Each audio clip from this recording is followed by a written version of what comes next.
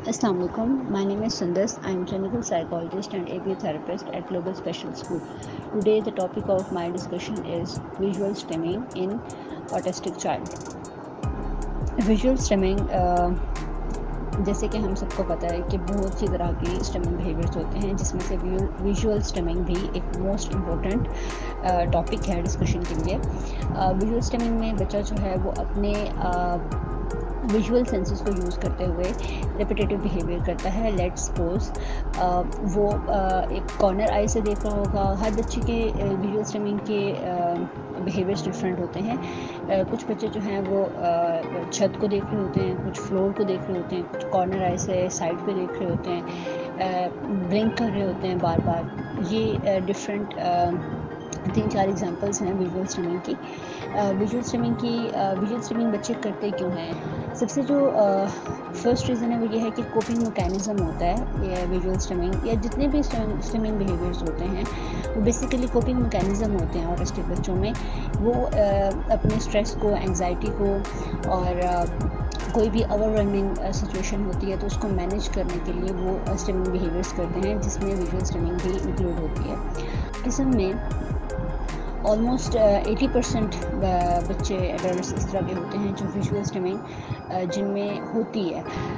इसमें कुछ फैक्टर्स आ जाते हैं कि कौन कौन से ऐसे फैक्टर्स हैं जिनकी वजह से विजुअल स्टिमिंग प्रमोट होती है। सबसे फर्स्ट वन है सेंसरी ओवरलोड, सेकंड वन है इमोशनल सेल्फ रेगुलेशन और थर्ड वन है सेंसरी सीकिंग या ओवर अवॉइडेंस, ठीक है। और फोर्थ वन है एक्सप्रेशन या कम्युनिकेशन। अब सेंसरी ओवरलोड, या तो बच्चे बहुत ज़्यादा ओवरलोड फील कर रहे हैं या फिर वो जैसे मैंने अभी बताया कि वो अपना कोपिंग मैकेनिज़्म यूज़ कर रहे होते हैं।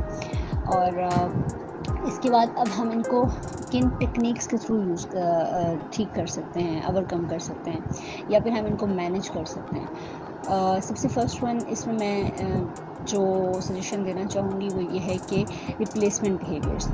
एबीए थेरेपी में सबसे ज़्यादा जो वर्क करते हैं वो बिहेवियर को चेंज नहीं करते बल्कि बिहेवियर को मॉडिफाई करते हैं। बिहेवियर को सप्रेस नहीं करते बल्कि बिहेवियर को मॉडिफिकेशन की तरफ लेके आते हैं, रिप्लेसमेंट की तरफ लेके आते हैं। तो अगर हम रिप्लेसमेंट बिहेवियर वाली स्ट्रैटेजी इन बच्चों पे अप्लाई करें तो इनके स्टिमिंग बिहेवियर्स बहुत हद तक रिड्यूस हो जाते हैं। जिसमें मैं ये बोलूँगी कि जैसे स्ट्रेस बॉल है, जिम बॉल है, फिजिट टॉयज़ हैं, इस तरह की चीज़ें हम बच्चों को दे सकते हैं। इसमें हम इनको इंगेज कर सकते हैं। बट इसमें एक चीज़ जो है जो मेन है वो ये है कि बच्चों को कभी भी रेपिटेशन में एक ही चीज़ बार बार नहीं देनी।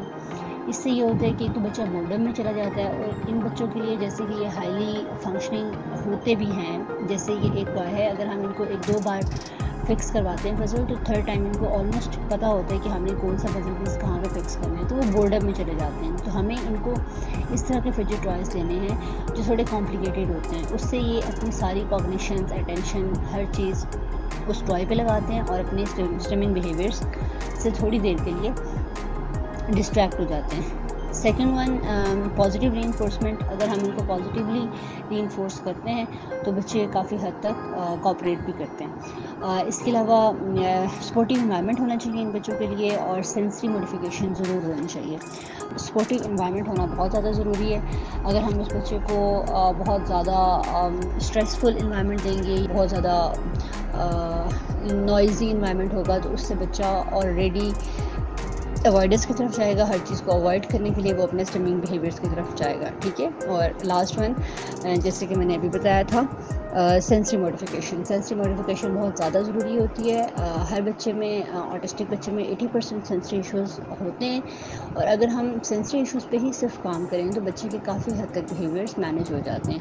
सेंसरी मॉडिफिकेशन से ये मकसद है कि या हम अपने रूम की लाइट्स, अपने रूम की साउंड सिस्टम, जिस तरह के हम बोलते हैं कि कोई बहुत ज़्यादा शोर ना हो, स्ट्रेसफुल इन्वायरमेंट ना हो, बहुत शार्प लाइट्स ना हो, लाउड म्यूज़िक ना हो, और इस तरह की चीज़ें हमें देखनी चाहिए। और sensory mat, sensory toys, sensory balls, इस तरह की चीज़ें हमें यूज़ करनी चाहिए बच्चों के लिए। That's all from my side and thank you so much.